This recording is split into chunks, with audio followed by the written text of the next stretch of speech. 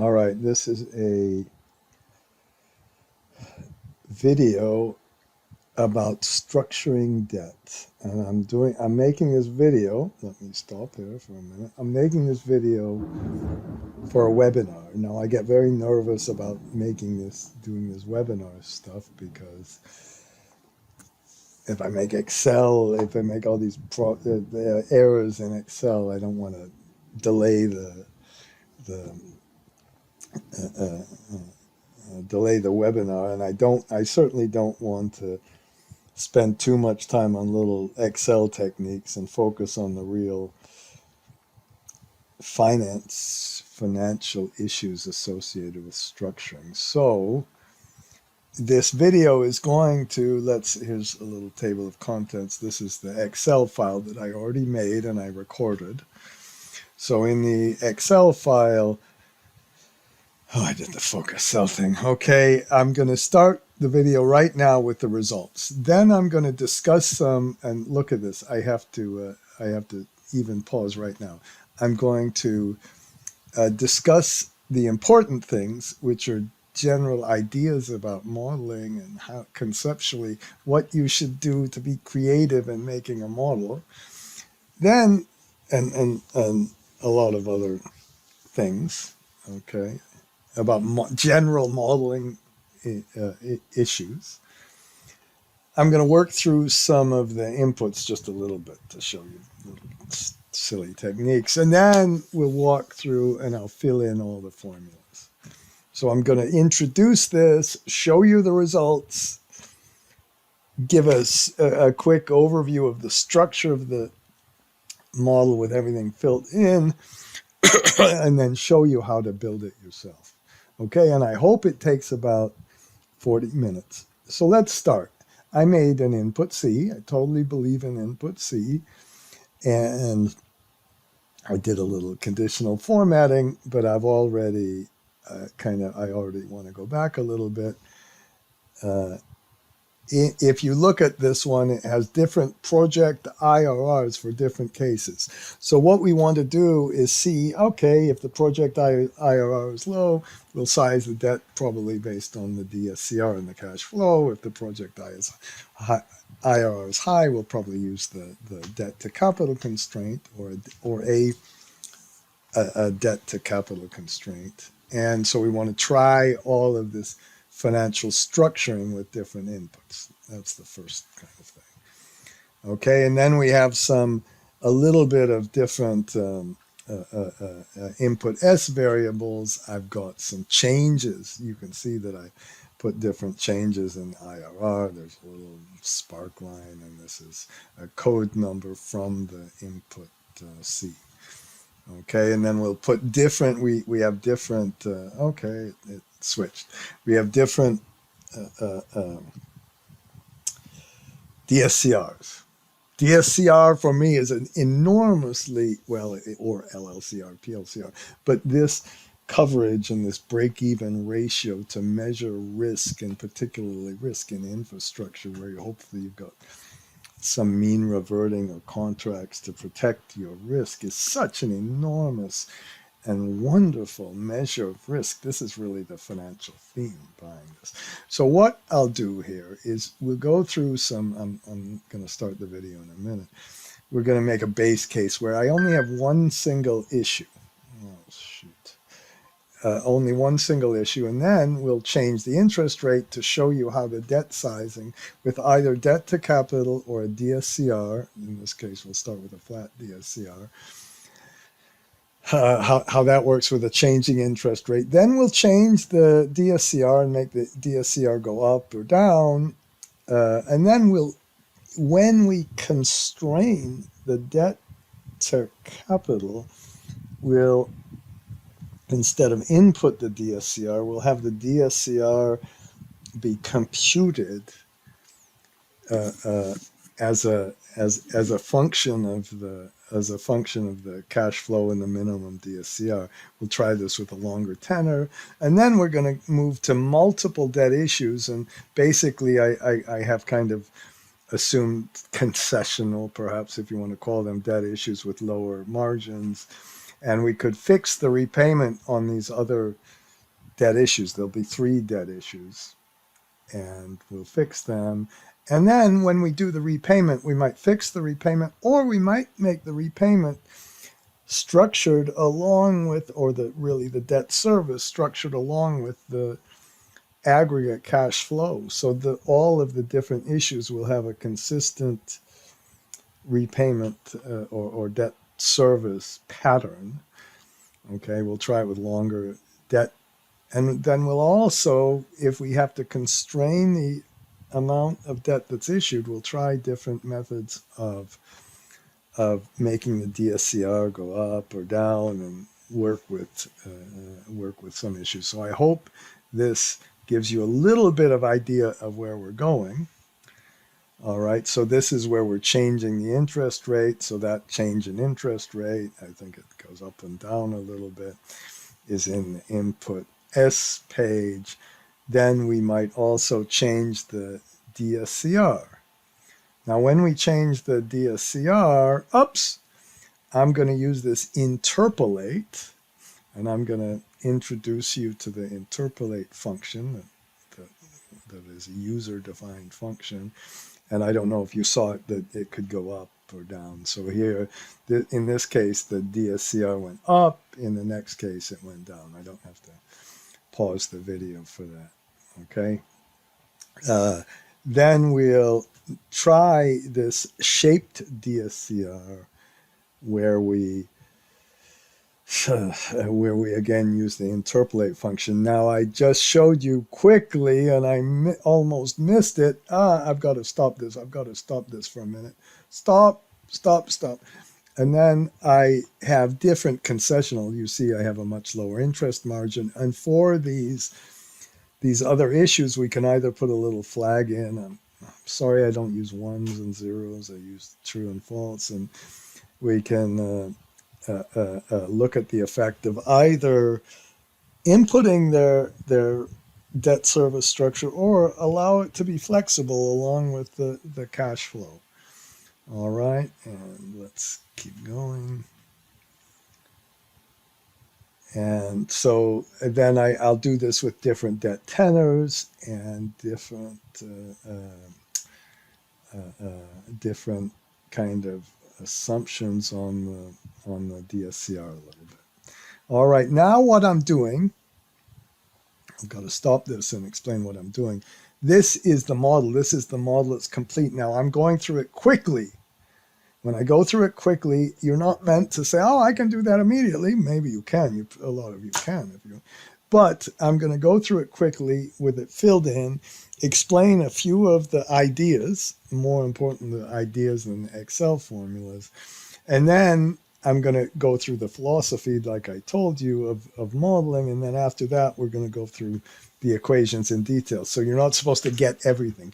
This is just supposed to be very much of an overview. Okay, so I didn't even show you kind of where I started. Just a minute.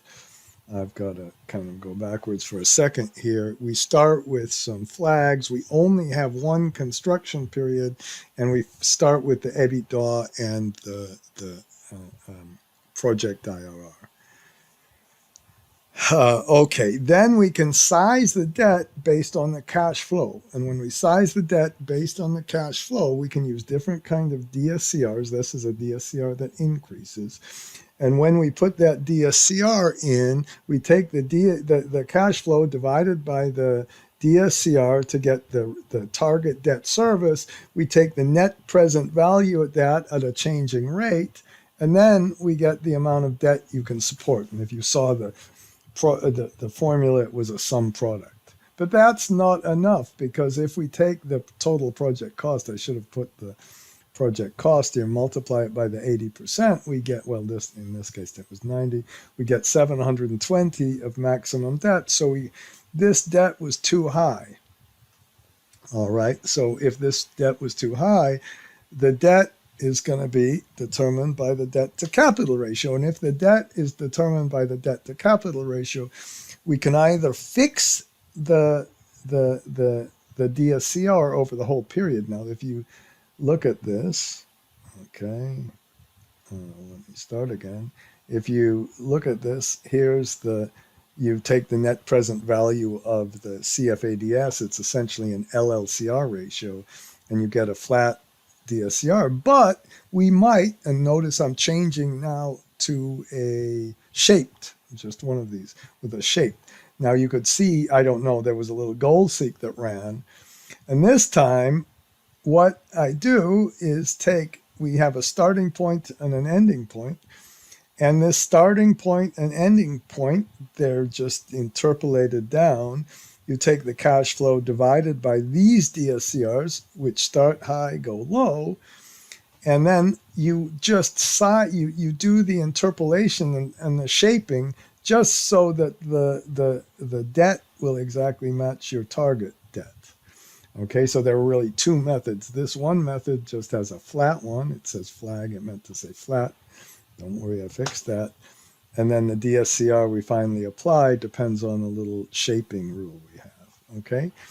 So we have a lot of different potential debt structuring going on, okay? And then we go through, and this is my suggestion. I'm sure there are different ways to do this, but I start with the total aggregate debt service and debt amount. That is driven by the risk of the project, and that's what project finance is all about. The cost of capital is directly determined by the banks, and the DSCR is a big way to evaluate that risk. Okay, enough of that, but it's the aggregate risk.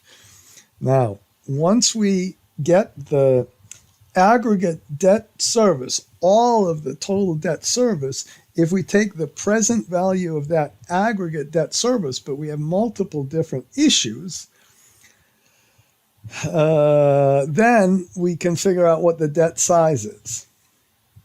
And that debt size is driven by a weighted average. I didn't know this works. It's just a weighted average interest rate. You don't have to do any fancy NPV stuff or anything else. And that's how you can, well, in this case, it wasn't really necessary, but it demonstrates that you get the same thing by doing a PV on the debt service, a big formula. All right, now now I work through issue by issue by issue, but I've got to tell you, when I work through the issue by issue, there are three issues. Issue number one, which I call the flexible issue or the capturing issue. Perhaps there's a fancy name for this that I don't know about, but that's the issue that's left over. We put the other issues in here, and then we get kind of the leftover issue at the end. So we start with what percentage of the total debt there is. We put all of the interest rates in, and then there's a big formula. This formula, it took me a long time to get, and perhaps you'll disagree with this formula, but when I worked it out, when I take the total debt up here and divide it by the net present value, but this net present value is at the specific interest rate for the particular issue and the specific tenor for that particular issue, I get a ratio, and I take this ratio, multiply that by the total aggregate debt service we just computed above, and magically it will shape it will shape the total debt service. All of this hopefully is going to be clearer and clearer as we go through the results, the graphs, and the formulas. And then we do exactly the same thing for a second other issue, which could have a different tenor. In this case, it doesn't, but it could have. We get the amount. We put a really low margin in, assuming it's concessional. We get that special factor right here. This is the special factor, and that's what we use to shape the debt. Okay. Then we finally go down here to the flexible debt issue. And that flexible debt issue is just we got the total debt, which is 40%. We ratio all the total debt. And that total debt could have been constrained by the debt to capital, or it could have been the NPV of the debt service if it was the DSCR method. And then we take the total debt service minus all the other debt service to get what's the leftover debt service. And then if we want, the rest is really just checking, but we put that interest rate in, and then we compute a little factor for the interest rate that could be changing, and we get the total debt service. And the nice thing in this case is, and it better be the same in the other cases, is that this number and this number were the same. And that should make you happy. Okay, so the mathematics, I'm kind of demonstrating that the math works. And then we go through each different debt issue and put in the opening closing balance or the carry forward and all that stuff you talk about. We put in the interest rates, and then we test whether the debt really did get paid off. And that's the biggest really test, to make sure this method is all working. In this case, it went to 0, very happy. Next case, it also went to 0, oh, so happy. And then the third case, oh, it went to 0. Oh, that's so fantastic. It's like the balance sheet balancing. Now, there is just below here, if I talk about this for a second, there is a circular reference. And I might have to stop with here. This circular reference from the weighted average interest rate comes about because those debt balances drive the weighted average interest rate. But if you use the DSCR, the cash flow method for sizing the debt, well, that determined the total debt size, but the debt size is a function of the weighted average interest rate, and you've got a little circular reference, which we're going to show you exactly how to kind of resolve this. And then we have our cash flow for both issues, and for the equity and the overall, and we have a debt IRR and an equity IRR. And that's it. 200 lines about. Okay, not so bad. Now let's switch to the results. So I'm going to up here go through the different debt structures along with right here the different cash flows. Okay. I'm going to start with one single issue and the base case cash flow. This cash flow goes down a little. Maybe it's a solar project with some degradation and a flat rate. It makes no sense economically. And then I show you that the debt to capital is the constraint. So you can see that this is 80% of the CapEx perhaps. And I show the equity IRR, the project IRR, and the debt IRR. And I show you a little picture of the DSCR, which I don't usually include. It's not very interesting. But okay, and I show you the average debt life for this. And then I also show down here that this was true, that everything worked. Okay, so that we start with that one, 11.63. Oh, this was with a changing interest rate, 11.63. The other one was 11.62. Okay, so now let's go to the next one. And then now we have a changing DSCR, but it didn't matter because the debt to capital constraint was in place and we used a flat DSCR assumption. So that didn't even matter. And let's continue. Okay. And now this one changed a little bit because we assumed the DSCR, this is the worst case for the DSCR, starts small, goes high, maybe a merchant situation, and you've got less dividends up here. This blue line is the debt service. I can't believe I didn't even tell you. And this is the CFADS. And our IRR went down a little bit. Now, the next case, let's see what this one is. If the debt, the DSCR is decreasing, well, it's still debt to capital, and we got a little bit of a better, no, this was shaped. I'm sorry. This was, we put debt to capital and we had the DSCR go down to 1.3. We don't have much room here, so it increased this a little bit. Okay, so that shows you the shape of the DSCR matters. And by the way, you could make a very strong argument if the bank is telling you here's the minimum DSCR, they don't tell you necessarily when it has to be. It's not the DSCR every single period. And when you have the debt to capital constraint, you have to do something, whatever, with the DSCR. I'll say that. Now, if we have a longer tenure, then we have more room to go down, and then the IRR starts to go up. Remember, this is all the base case cash flow. Then we're putting in more debt, And I hope the debt IRR went down and we get a little bit higher. In this case, actually, because we have the declining cash flow, if this is a fixed repayment, it kind of looks the same. We can fix the repayment however you want. All right. Now we have a consistent repayment that looks all the same, just about the same. And then I have a little bit longer tenor, and I think the IRR starts to go up a little bit. Okay. And in this case here, we allowed shaping of the DSCR, and the DSCR goes down. You can see that the dividends are greater. Flat, it's amazing how flat this debt service looks like. The DSCR is not flat. And we get a higher IRR. Okay, and then we go to the next one, and we have a little more of aggressive DSCR here, and we can make our models really all flexible enough with a few formulas to do all of this. And then I went crazy. I said, okay, let's make a really long tenor. Let's make most of the debt concessional debt, which has got the lowest cost, a lower debt IRR, and then we get a really high equity IRR. Okay, so that illustrates what we're doing. And I hope you can see, why did you use these little gimmicks? Now I'm starting with the high case. And in the high case, we have a higher project IRR, gives us a higher equity IRR, because the project IRR is a lot higher than the debt IRR, the basic kind of stuff.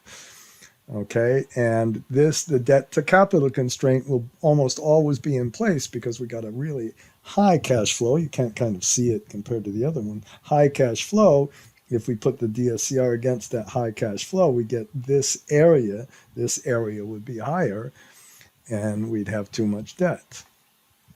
Okay, we can change the interest rate, and I'm just really doing that to show you that all these formulas work just as well with changing the interest rate, and we still get the true down there. Okay, and then we can look at increasing or decreasing DSCRs, but that doesn't matter because the debt to capital constraint was in place. But what does matter, if we fix the amount of debt, we could change the DSCRs over time. This gives us a little more dividends out here, a little bit less here, and we're starting to get a higher IRR when we do that. Okay. Now, when we go, and then we had a longer tenor, and the IRR starts to really skyrocket. Not skyrocket, I wouldn't say, but gets to increase because, again, we're getting more of the dividends early. That's the economics. Okay, and then we put some multiple debt issues in, and this time it's different because we didn't shape them, and the cash flow goes up. The overall aggregate debt service goes up, but we need more from the blue, less from the blue early, more late, which makes the loan, the average loan life higher for this, and it might be too high. Okay, and so then we can look at the next one, which this one, can you see that there's a consistent repayment, and that's this idea of using that factor, and we still have different debt tenors, and it's all, I don't know if you say, this doesn't look exactly right. We could debate about that, okay? And the IRR is here. It's actually, that one is not that great. Then we extend the tenor. We have a lower debt IRR. It's still... It seems that in this case, it's really the debt tenor that you want and the shaping that you want, because in this case, I started shaping this. And again, the bank is saying, we just need a minimum DSCR at any time. We trust these long-term cash flows. We just want a DSCR 1.3. And then you say, I want higher dividends here. Total debt is constrained still, and you start to get a higher IRR. That illustrates some of the structuring issues. Okay, and then now this was just with longer tenors of the two other debt issues, and we're getting about the same IRR. Okay, and then we have a little bit lower of a target DSCR, and we get an even higher equity IRR. And you can see we're changed, and then we get crazy. I'm sorry, this is a little crazy, but the debt to capital is the same. We want a whole lot of dividends. We use a whole bunch more concessional debt, and blah blah blah. Okay, now let's continue and go all the way back to the base case, but this time take a low case. Oh, there we go. Phew. And the low case, when we look at the low case, the IRR, the project IRR is not that much above the debt, so the equity IRR is not so good. We can change the interest rate, and the equity IRR is still down here. Okay, I would argue that's not so bad, but I would be in a minority. Somebody, I talked about the fact that 12% was too high to expect on a solar project to somebody. I got to stop this. And he left the class the other week when I had a class. So I don't want to piss you off. Oh, why can't, just a minute. Just a minute. I have to go back a little bit. Okay, let's go back through these low cases. Excuse me for doing this, but I'm practicing. And that was not that much of a disaster for me because I've just got to practice going backwards. Okay. So we're at the single issue, changing the interest rate. And then in this case, when we change the DSCR, because our constraint is the DSCR, it makes a much bigger difference. And I'm still not pausing, which is totally fine. Okay, and then the shaping doesn't matter because we're always constrained by the DSCR. So the big deal is we can do any of this stuff all at once. Then we put in the multiple debt issues. And again, this is with the fixed debt issues. And I guess here in this case, because the debt IRR is so important compared to the project IRR, we start to get a little bit of improvement in the equity IRR. If we could essentially make these other issues have a consistent shape, we could get a higher IRR because there's more of this debt outstanding. Okay, and if we continue and make these debt issues have a longer tenor, we're starting to get to 7% IRRs. Okay, if this one has a little bit of a different shape. This one has a lower DSCR, and we're getting up to 7% IRR. Okay, again, just issuing. Each time you notice there's a little bit of a goal seek, and then we get the crazy case, we can get to 10.5%. Whoops, okay.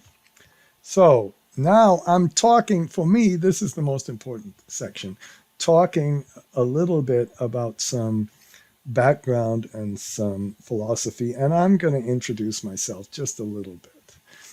I've got to stop, okay? My family, oh God, my brother's got a PhD from, whatever, in biology. My uncle was the last student of R.A. Fisher, both at Cambridge. My father was a nuclear physicist. My cousin was born exactly the same day almost as me, as a PhD geneticist. They all have these posts at the universities.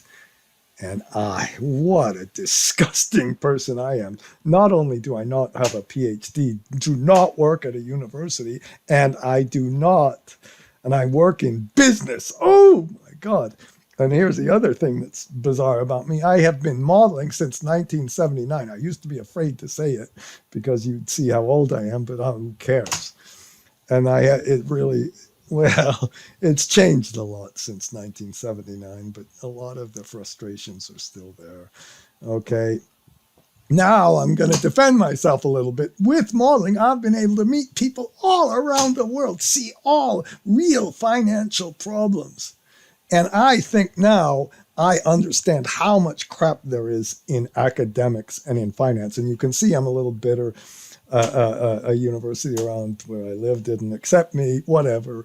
And they didn't want project finance. How could you not want project? That's the start of all finance. How could you not understand how much crap there is in betas and measuring cost of capital and country risk premiums and measurements even of IRRs, and I could go on and on and on. But by working with real projects with real wonderful people around the world, and here's what happened. I have made every single possible mistake you could make in modeling, and that's my only real strength. And that's, if you are listening to me, that's the only reason you should be listening to me.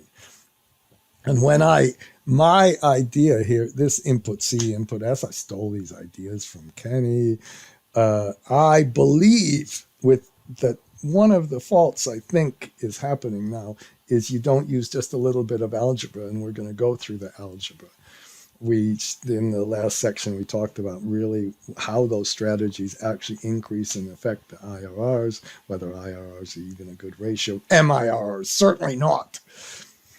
Okay, and I think modeling allows you to be really creative. You've got to build something. You're not just a banker who's going to some dinners and all that. You've got to actually build it, and you can make it creative and you can make it interesting. That's what I'm hoping. I've already talked about learning from mistakes. I totally believe with Kenny in fast religion as a philosophy. Flexible, accurate, structured, transparent, make this formula small and easy. Press the F2 button and see exactly what's going on with every single formula. I hope that I showed you a little bit about the presentation just now. Don't be afraid to try something else. Typing fast in Excel is the least important thing. Please don't be an Excel show-off with some formulas that look fancy. Practicing is everything, okay? And just trying this. Now, the formulas we're using, we're going to go through the basic formula. DSCR is CFADS divided by debt service. So that's the aggregate amount, and that's what really drives the risk for everybody, okay? How much buffer do we have, and how much stability of cash flow do we have over a long-term period? And we can model that with very, very interesting kind of mean reversion or contracts. That's the whole idea. The other gigantic formula that if some of these senior people don't know it, we take the debt size is always the present value of the present value of the debt service at some kind of interest rate, and if it's the aggregate, it's the weighted average interest rate. Now, when we split these things up, I guess I'm gonna. We can talk about the aggregate debt service and split it between our flexible issue that I talked about and all the other issues.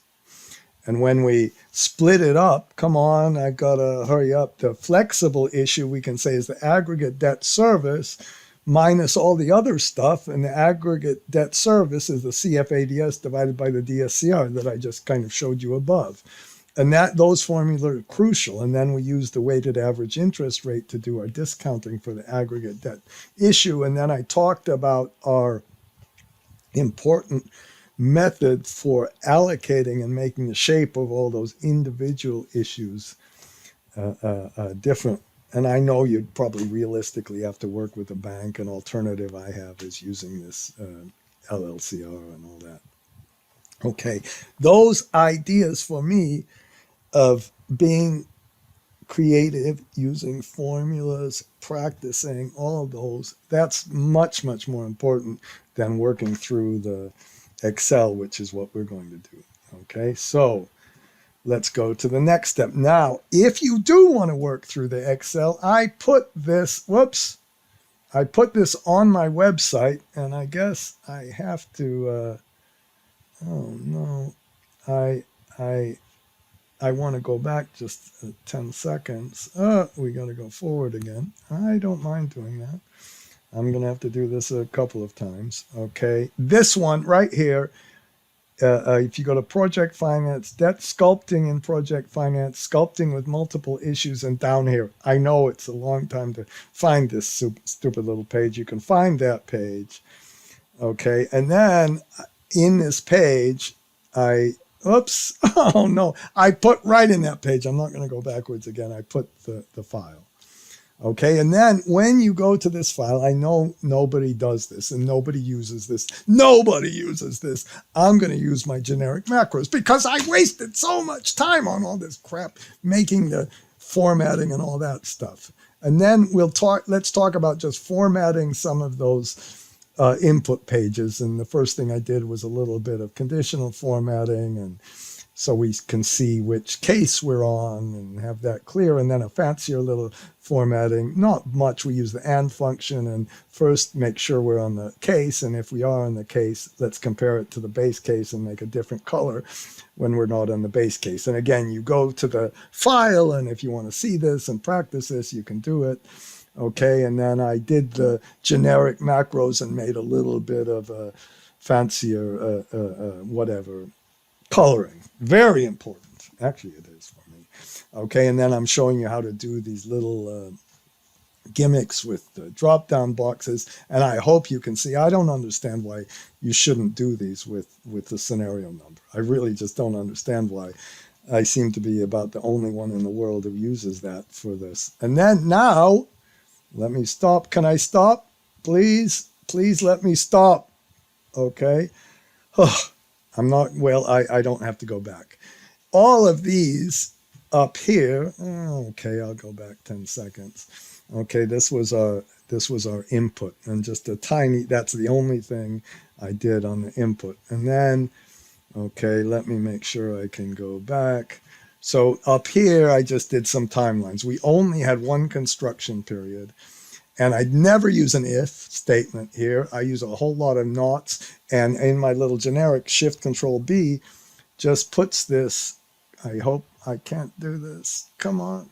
Can I stop? Yes. It just puts a little 1 around it so we can switch it from 1 to 0, and then you go to the generic macros, make a little formatting. I promise not to do any more of this. Now, I used to use lookup a long time ago, H lookup, but I used to now use. How could you ever use match and index again? How could anybody be using match and index when you can use this H lookup? So that was just doing the project IRR. Okay, and that's now I'm in the equations and I'm going through each equation. So I'll occasionally stop, and then we'll do a flag for the tenor. If you put this in a different page, who in the hell cares? Okay, and then we're going to multiply that by the CFADS. So we got the CFADS over the longer tenor. And then I go and use the H lookup again to get the input DSCR. And once we have the input DSCR, we divide that by the DSCR and get the total amount of the debt service. Okay, now what I'm doing right now, I've got to slow this down a little bit. I went to that generic macros, and I'm going to retrieve the interpolate lookup function. You cannot, if you have a user-defined function, which is like making your own sum function, blah, blah, blah, you can't just take it from one file and make it automatically work in the next file. At least I don't know any way to do that. Maybe there is. So I have this little method where we pull the interpolate function in, and then when we pull that interpolate function, we're going to get it. And there it is. You can see it. It's all totally transparent. You can see how it all works. It's not hard. Writing a X lookup wasn't hard either. And then what you do is, I haven't used it yet. Then what I'm doing now is just making sure we can do all of our, I've got to stop here just a minute. I use a PV factor. I'm going to 140 years, so the PV factor looks good, where I'm just multiplying 1, and this is an ONE. It's not the number 1 because of formatting, blah, blah, blah. And then we get the NPV with the sum product over here, okay? We'll come back to that, I'm sure. Okay, and now I've got to, come on, I guess I got to keep this on.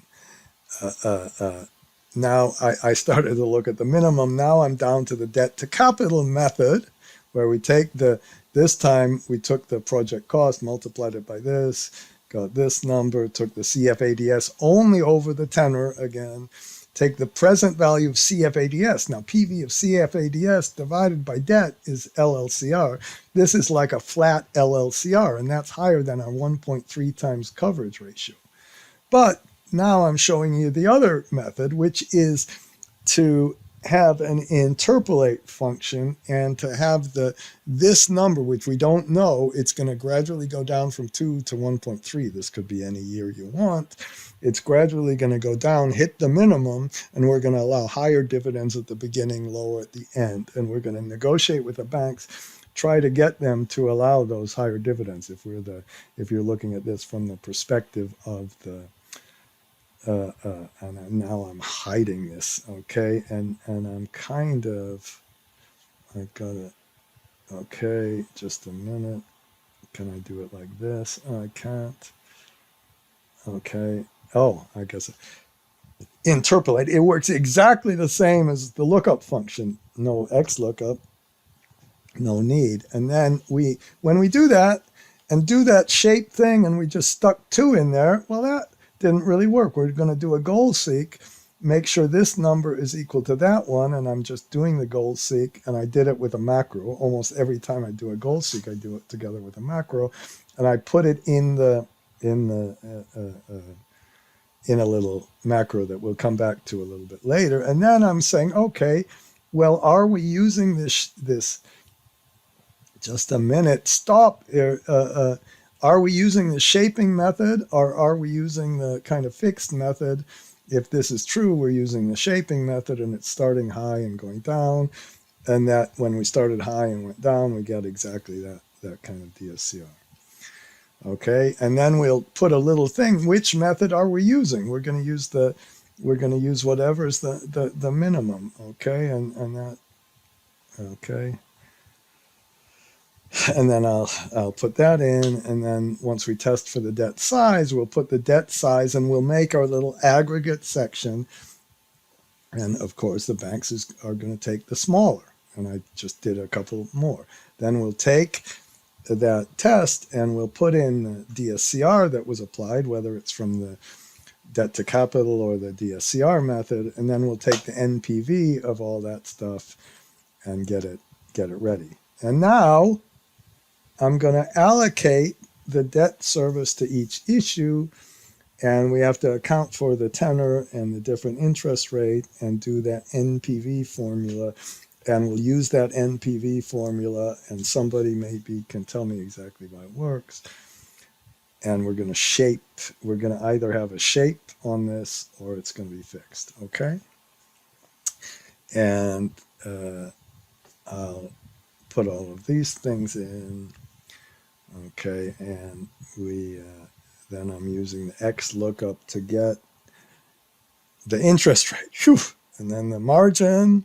Okay, right there, I should have added those two together. I didn't, and I should have put a not in the little flag correctly. Okay, and so I fixed a couple of these. And then we take that and we only do the indexing from the date of the start date of the repayment.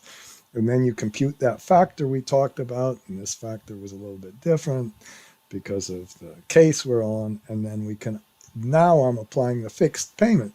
If we apply the fixed payment, a lot of times that's more realistic. We'll just use that one. I forgot to put the zeros in, it looks like. And then we'll sorry about leaving the little thing in the bottom, but I need to be able to stop. Okay, and then we take and we say the final debt service is either the fixed debt service or not. And then I did it for the third debt issue. Okay, you don't have to put that in. And now we're at the flexible debt issue, and that's almost easier because we just start with the aggregate debt service and subtract all the other stuff. And then once we subtracted the other stuff, we put the rate in there for that flexible issue. That was issue number 1. We do the standard kind of stuff. And then do the debt. Now, oops, okay, I got to go backwards here for a second. That's doing that. I've got to stop it at the right place. Okay, notice these don't equal each other, and that's because I haven't done the circular reference. I haven't resolved the circular reference on that weighted average interest rate in this file yet, and we'll do that. Okay, and then once I do that, we'll just put the debt balances in. Let's get the total debt service, subtract from the total debt service, subtract the interest expense to get the repayment. The interest expense, we don't know yet. We'll get it from down here, but it'll be on the opening balance, so everything will be okay. And then we'll make a little test to make sure each goes zero. So we put the debt issue, the repayment. I use a positive number convention. Sorry about that. A lot of people don't anymore. And then we get the interest. Okay, and so now we have this debt service minus the interest is this repayment. Good, it's positive. If we have this situation where you have negative repayments, we got to do something about that. I totally agree with that, and I've to make that really nice and flexible is a little bit tricky for me, at least. Okay, and okay, that will compute the debt life, which is the sum of all the closing balances divided by the first balance. Okay, and then we'll do it for the other debt issues, and I didn't show you all the typing of the formulas for that. And then let's get to the weighted average interest rate. So the first thing I'm doing here is taking the opening balance on all the issues. The next thing I'm going to do is take the interest expense on all the issues.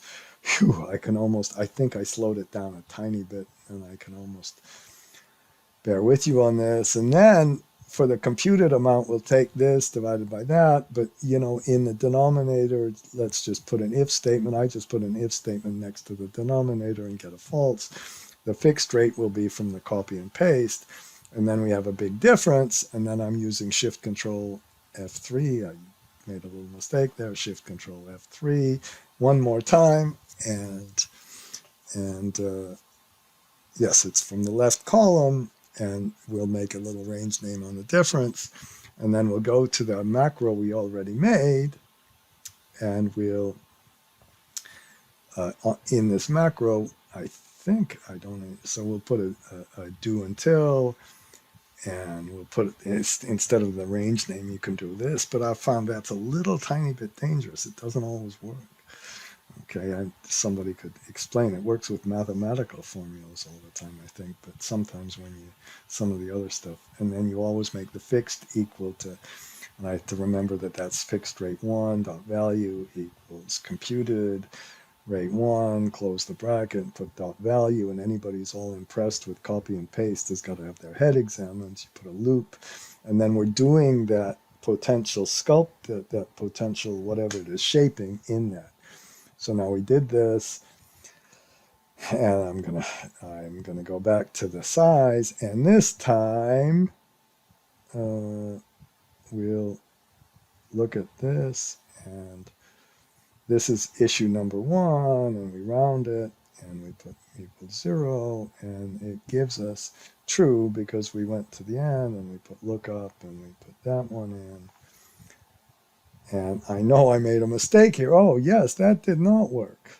Oh, issue number 2 didn't work. And the reason issue number 2 didn't work, we found an error. I made this error on purpose. Well, I didn't really. We should have multiplied that aggregate debt by the flag. That's the whole reason, the big reason to put the flag in. Okay, and then when I put the flag in, then it gives us it gives us a 0.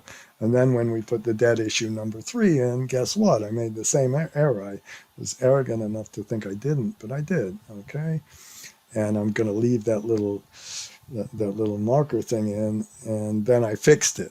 Okay, I fixed it. You didn't see that I fixed it. Okay, and now we can put our little test here for all of our little closing balances. Oh, this is false. Oh no, I was wrong. I was too confident. Well, I wasn't. It wasn't that bad, because if you really look at the one down below, what's the problem? If you go all the way down, we had to redo their copy and paste. Okay, and so we do need a copy and paste, and I hate the buttons and all that, but so what? Okay, I go crazy and show you could do a UDF for that, but this time it really isn't that important. The copy and paste isn't that bad, is it? Okay, And then this time, now what I'm doing here is saying I don't want to run all these little goal seek things unless we're actually doing the shaping of the DSCR. Remember that shaping, and then I copied it without the then, so I better put in the then. Okay, you can see I've practiced this a couple of times, and so we're finished. And I hope we're getting close to the end because I need a water. Oh, okay. And is this okay? Yeah. And then I attached it to the little button. Okay. And so the last thing we really need to do a little bit is get the cash flows. To get the cash flows, it's just a summary of stuff we already have, but we need those cash flows to get the IRRs. All right, so I get the debt service for each of the issues. We just put it in one column because I got yelled at by somebody on some whatever social network thing for not doing that once, copying it across too much. So we copy it across, and the equity cash flow is the remainder. The equity issued is the remainder, and then we get our IRR, and then we do the same thing. But I made a little mistake on this. So I'm doing the sum, but that's wrong because that's too low. And what I didn't do correctly is here I just fixed it. Okay, I didn't do the sum. Then now I'm doing the graphs. And in the graphs, I'm using the NA function. I'm not relaxed. I used alternate F1, put this here, go to the side, make it a date axis, select it, make it an area graph, a stacked area, and it doesn't work. I don't like that because it's got that little triangle at the end, and my friend Jason said, no, you can't have a triangle like that at the end. He was absolutely right. So instead, let's leave it as a stacked bar, and I just started doing that literally in this thing, so you learn all the time, which isn't that nice?